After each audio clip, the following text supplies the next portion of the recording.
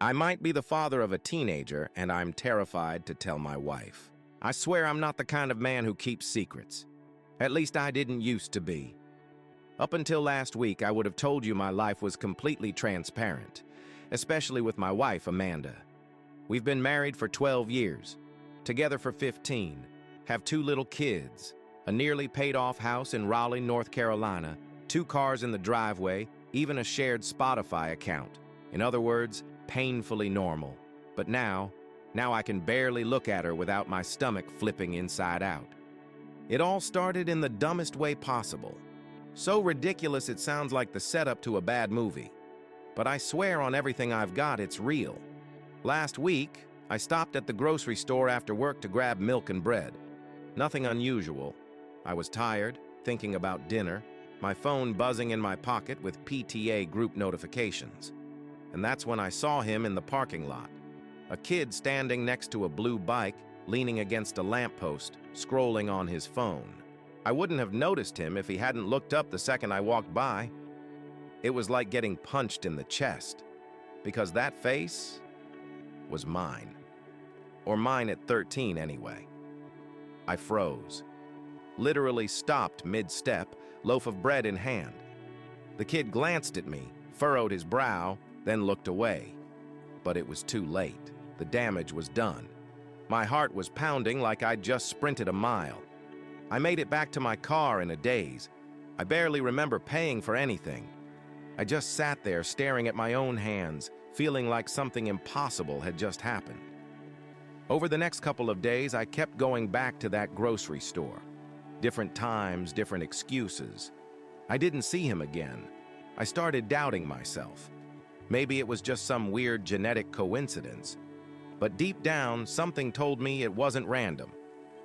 Then, 3 days later, I got an email. No name I recognized, but the subject line stopped me cold. I think he might be your son. I opened it with shaking hands. There was just one sentence in the body. I'm not asking for anything, I just needed to let you know. And an attached photo. Same kid. This time sitting on a worn-out couch, smiling shyly. Behind him, a cracked wall and a faded curtain. I almost threw up. I spent the rest of the day in a trance, missed work meetings, ignored calls. I needed answers. That night, once the kids were in bed and Amanda was watching TV, I sat down at my computer and replied to the email. Who are you? Where are you? How is this possible? The response came within minutes. My name is Kendra. We met in Wilmington in 2010. I had a son and couldn't track you down afterward. I don't want anything. His name is Marcus. He's 13. He wanted to find you, so I'm the one who sent the email. Wilmington. I had gone with some friends for a weekend beach party. Amanda and I had broken up for a few months that year, a temporary split we never talked about after we got back together. It was just one weekend. I never thought about it again. Until now. Now it's hitting me like a wrecking ball. Marcus. God. And the worst part? He's still a kid, barely a teenager. And I might be his father. I've spent the last several days replaying every second of that weekend. Kendra was older than me, I'd say 25 or so. I was 23.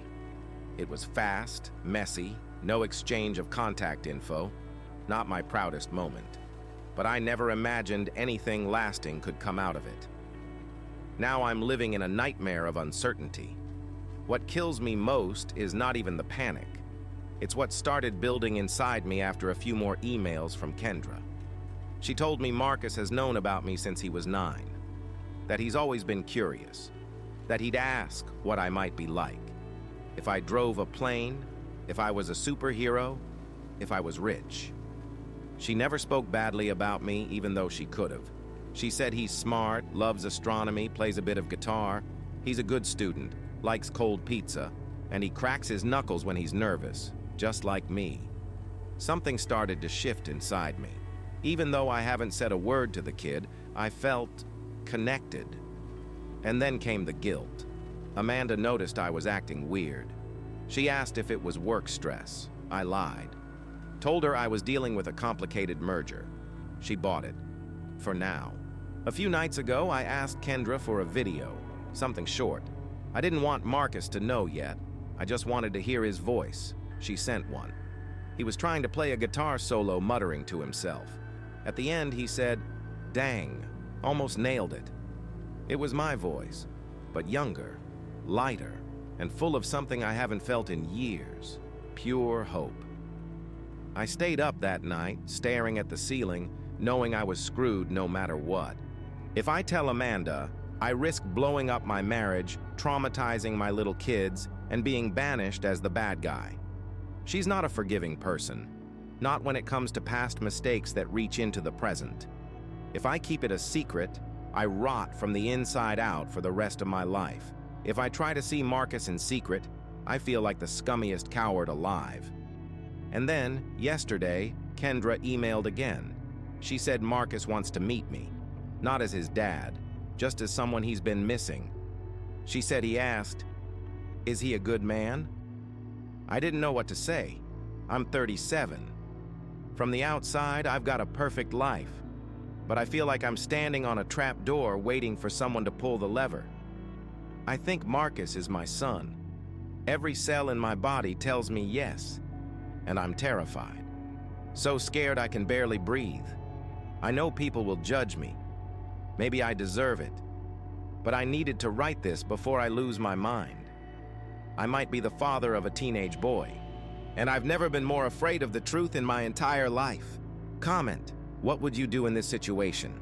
If you like this video, don't forget to like and share so we can bring you more stories like this. Keep an eye out for more stories. Hope you have a good day.